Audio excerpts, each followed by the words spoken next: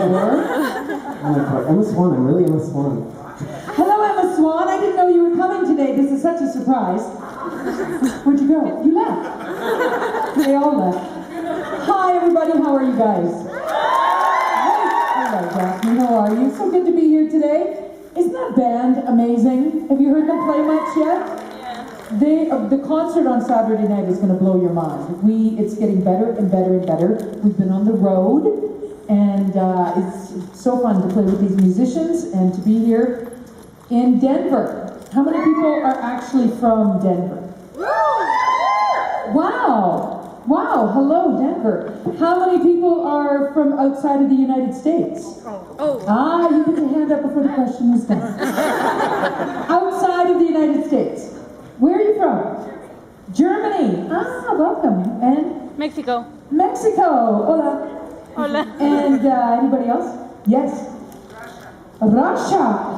And you watch Once Upon a Time in Russia? Do you watch Once Upon a Time in Russia? Do I speak Russian? Beautiful, beautiful.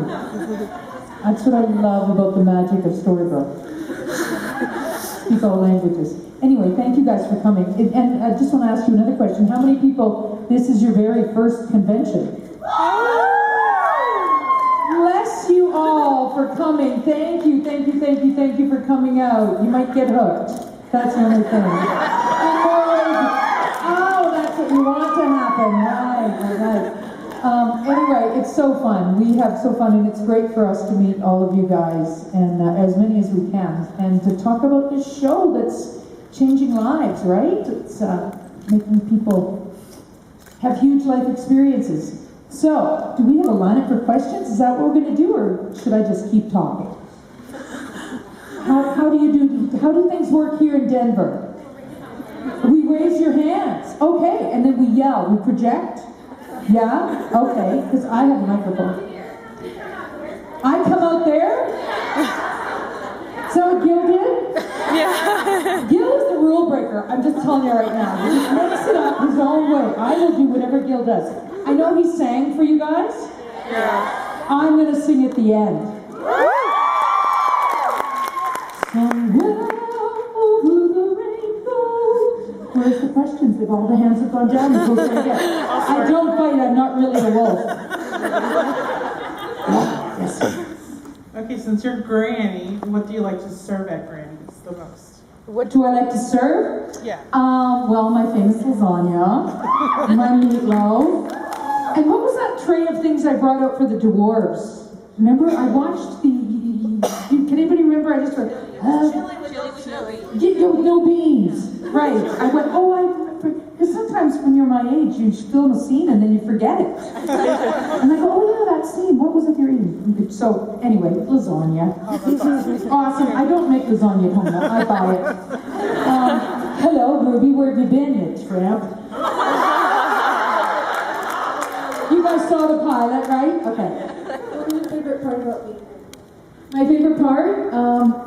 Oh gosh, sincerely, like to be a part of a show like this is, I'm all goosebumps now, and losing it too, is to be a part of a show like this here that takes off and has 6 years, going on 7 years of success is that's my favorite part, the longevity of it.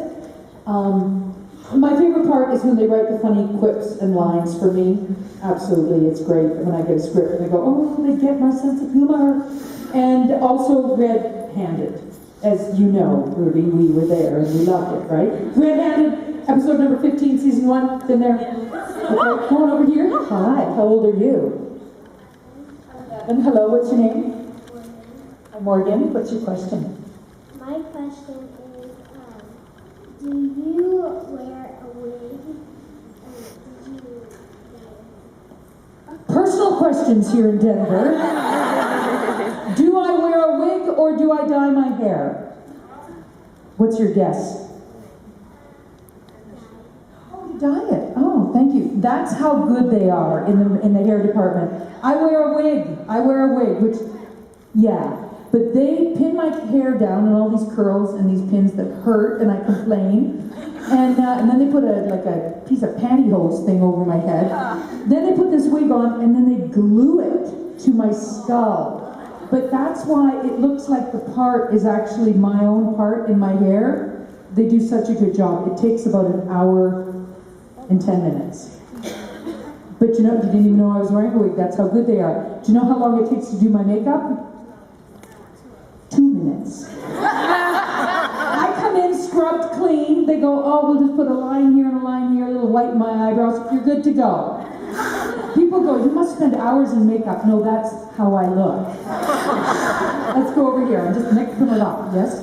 Who's your favorite cast member to work with? My favorite cast member to work with? Can I have more than one? Oh my God. Actually, I like working with everybody. I know that's probably a boring answer. I love it when the dwarves are there because I get 7 fabulous conversations. And Captain Hook always flirts with me relentlessly. He's a dirty dog, I'll tell you right now. I see him, now I told this story at other conventions, but a lot of you guys are new, so I'm going to tell you. When I arrive on set, just looking like Beverly, with my, whatever clothes I'm wearing, and I go in, he goes, oh, hi Beverly, hi Colin, nice to see you. And then I go out and I get my granny outfit on, and I go on set, and he goes, Granny. I was like, I'm the same person I was 2 hours ago, but all of a sudden now we're hitting on each other. Well, he's hitting, and I'm just like blushing because he's quite powerful with that energy. So I like it when he's there, kind of zaps things up a bit. Rebecca Mader, Zelina, hilarious! If she's on set, we're going to be laughing and having fun because she's never, I don't know if I've ever seen her quiet, ever once. She's loud and full of life. Yes? Who's the best prankster on set? Prankster. Oh, do you remember Sean? He's pretty fun. He's pretty fun.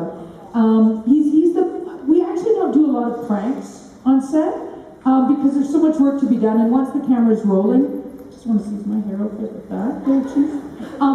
Once the camera's rolling, money is rolling, right? So we really can't be pranking all the time. Everybody kind of respects that because it is such a big job to get one episode filmed in 8 days. But there was one prank that I pulled off and I was so proud of. It was season 5, I think, and Captain Hook comes in and he picks up a note on the diner and Robin Hood says, what does it say? And I'm standing there, it's on the counter, and he says, it says we're supposed to be at the docks at 7 or something. Do you remember this? Yeah. Yeah? And so while we're blocking it, while the crew's all in there and everything, I changed the note and I wrote it. So Colin picks it up and Robin Hood goes, what does it say? And he says, Granny gets off work at 7. Anyway, Sean lost his mind laughing, so I cracked him up, which is so satisfying. Yes? What's your favorite granny line? Oh, see, this is where menopause doesn't work in my favor. My favorite granny line, well, in the pilot, I loved it when you and I said that Ruby'd been sleeping her way up and down the eastern seaboard. That one gets quoted the most, I think. So I like that one because it kind of set the tone for where I was going. Hi. So since no one pays Granny backseat before they leave to go on an adventure, what do you think Granny's going to do with all the money when they finally pay her back? Do you actually think people are going to pay their bills? No one pays. They eat at Granny's, no one ever, there's never any money exchanged. What I would do, I would fix that diner up a bit, I think. It could use a little renovation, right? And maybe we could have a wedding there. I know. And the bed and breakfast, the rooms upstairs, they could use a little makeover as well. Or I could just take a little holiday. Take a little cruise somewhere, you think? Hi. I really love your character, but I haven't seen you before. So what have you been doing before Once Upon a Time, and then do you have anything planned after? I've been waiting for the phone to ring. No, okay.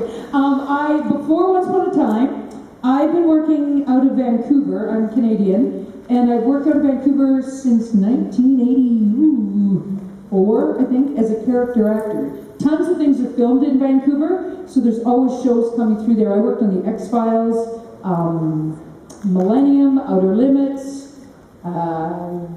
what's that one? The Addams Family, Sisterhood of the Traveling Pants, Unforgiven. If you go on IMDb, you know what IMDb is? It's on, you can look it up and you can see everyone's resume. So I'm always like the nurse or the best friend or the teacher or the hooker with a heart of gold. 16 times over a hooker with a heart of gold. So I've been making a living in film and TV. I also sing for a living, and I used to sing in bars, I sing in churches, I sing at festivals, I've been a children's performer.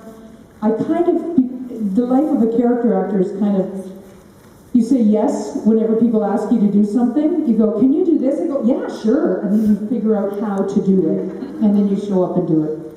It's kind of been the story of my career. So it's nice when I get to do something the same for a long time, because often I'm just learning on the fly. But it's fun. It's very fun.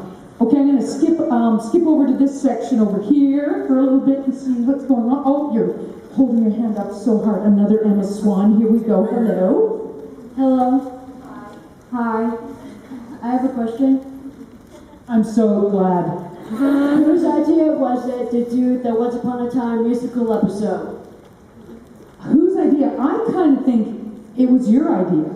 Because we have had fans saying since the beginning, since the first con that I did, people have been saying, when are you going to do a musical? When are you going to do a musical? So I think the writers just kept hearing that, and often, as they do with the scripts, they listen to what you guys are saying.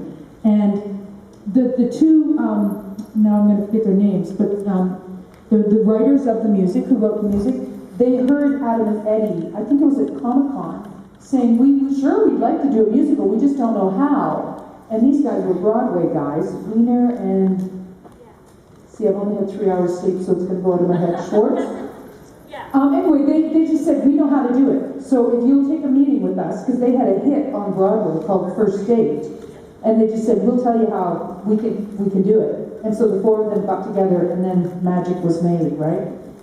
Did you love the musical? I finally got to see it. I loved it so much. Thank you for your question. I loved it so much. Yes. What was I going to ask? I like your shirt. Got one the same. If you had to give Granny some kind of kick-ass backstory, what do you think she would have done, like in her youth days, or? Maybe Granny. Maybe I won a Grammy and an Oscar. I don't know. I think Grammy is a bit bohemian, right? Maybe I was like a hippie. Maybe I traveled around. Yes, I traveled, hitchhiked across Europe or something. Took the train across Europe. That would be good, hey? Met a lot of handsome people who worked with wood. I don't know. I think Granny had a good life. For her to, she seems like what? She seems like a badass. A badass, yeah, I know. Well, I know. So that's why I'm saying probably traveled and did something independent like that. Like I wouldn't have just stayed at home and then went to university. Excuse me. Oh gosh, okay, that's what 3 hours sleep gets you. Hi, I'm gonna come in here with you guys. How are you? How old are you? 8? Wait, 9? Wait. I just had a birthday right now. I'm nine. How old are you now? What? Still 9. Okay, go ahead. The food you serve to the dwarves, is it real? I serve everyone else real food, but the dwarves I give fake food. They don't deserve it. No, it's real. All the food is real. Most people don't eat it though when we're on set, because if they're filming a scene, you guys know what continuity is?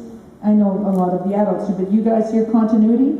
It means we have to do the same thing every time they roll the camera on us. So if the camera's over here shooting all of you people, and you decide to take 3 big bites of lasagna, and then we go in for a close-up of just you 3, you have to take 3 big bites of lasagna, and then I go for a close-up right on your face, 3 more, meanwhile your belly starts to go.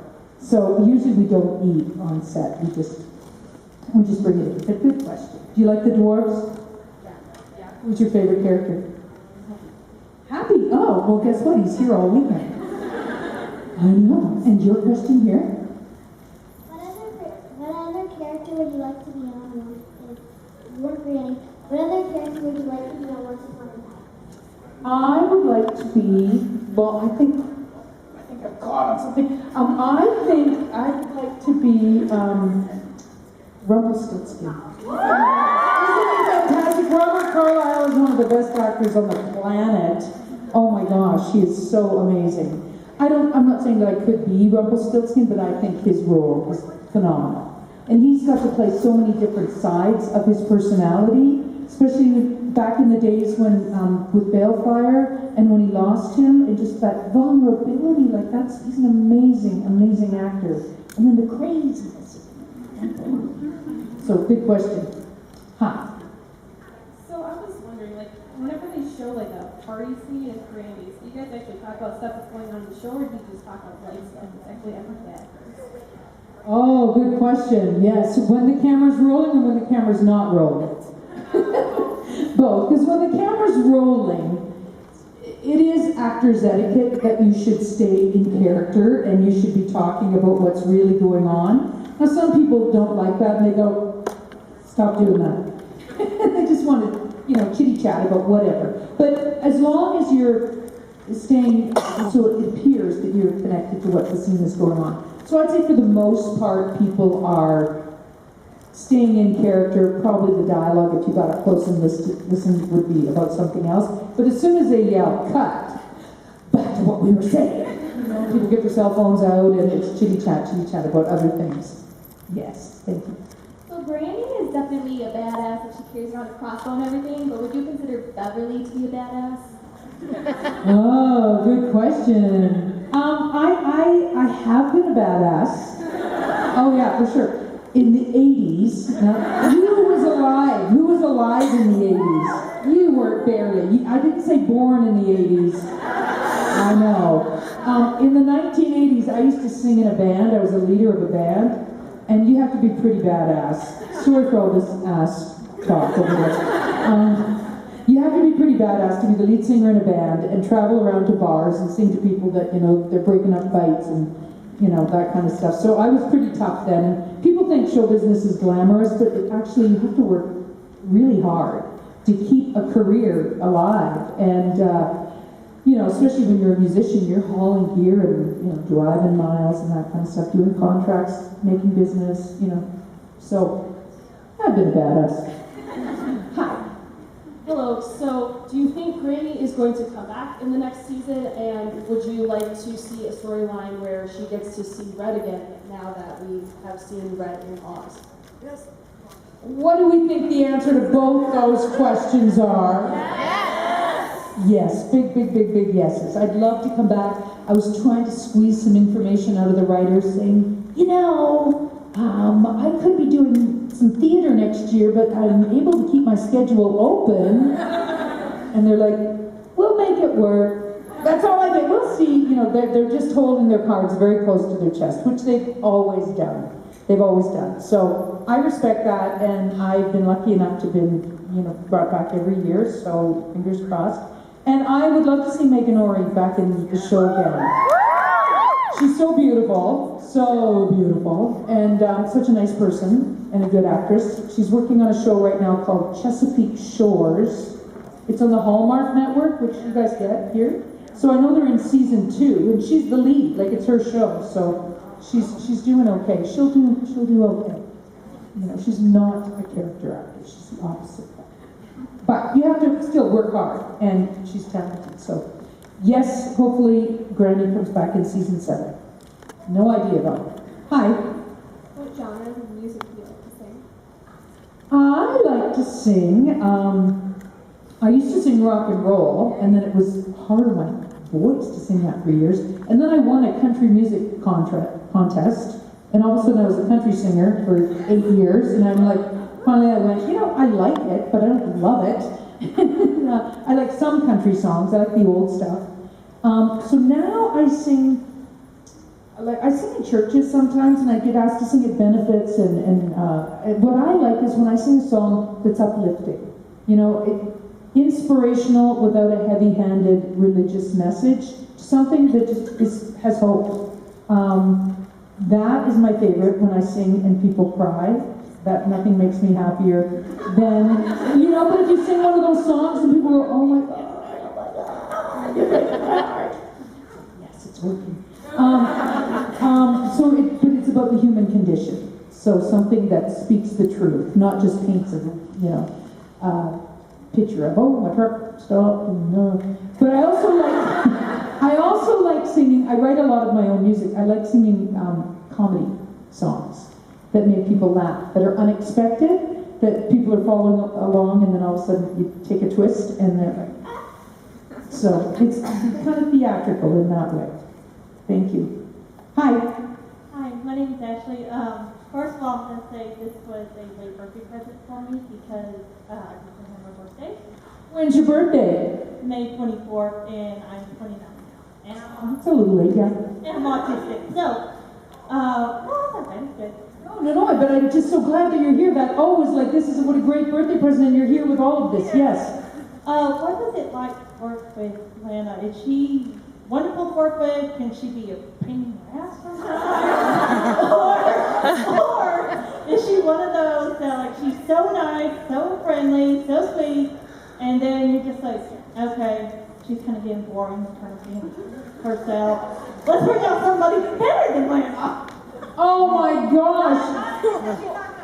Oh no, I know. No, I know. I would never say anything bad about her. She's one of the hardest working women in show business. And she is, so my first word when I say about Lana, I would say professional. Like she shows up. She has pages and pages and pages of dialogue, and she knows it. And she knows why. And she knows how, who she's talking to, what she wants. That's homework. That's discipline. And any actor that has their own two salts, I'm going to mix some metaphors up for you now, but is worth their weight in salt. Thank you. You telepathically gave that to me. You have to do that. You have to do that. And she is professional. And didn't you find, those of you who watched the season finale, like watching Evil Queen, or even in the last season, Evil Queen do scenes with Regina? She's two different people. Her voice would go down like this, but it's not fake voice, it's connected, real voice. And then Regina, once again, my respect for her grows and grows and grows. So she is sweet, she is nice, but if she's got work to do and she's got stuff, you just know when the bubble's around her, and you, as professional actors, you respect someone, they're in their space, they got stuff going on. You don't sit down and go, hey, what's your favorite color? Anyway, happy birthday! Ashley, did you sing? Happy birthday to you. Happy birthday to you. Happy birthday, dear Ashley. Happy birthday to you. Happy birthday. That's great. I'm so glad you made it for your birthday. Okay, we got to get around and get some more. I want everybody to see, this is my problem. I just want everyone to get what they want. I am good. Look at your tattoo. So roughly how far ahead of time do you guys know what's going on with the storyline, who's getting killed, who's sticking around? Oh, wow. I think that goes down the hierarchy of the cast members. We barely know. We being the secondary cast members, myself, the dwarves, Blue, Archie, love Archie. We barely know. We just know when we're in the next episode. So if I haven't been in 3 episodes, which sometimes that happens, I don't know what happened in 3 episodes. I show up and go, why are we here? Why is it snow? I kind of get a gist of it, and we talk to each other, Twitter and Facebook and stuff, as much as you can, because we have to sign letters of confidentiality where we can't leak it out. And then sometimes you don't know. They go, you're going to be working next week, and you don't know until maybe Monday if you're working Thursday, Friday, or Tuesday, Wednesday. So not a lot. I know that they talk, I'm going to just make my way over here while I answer. The writers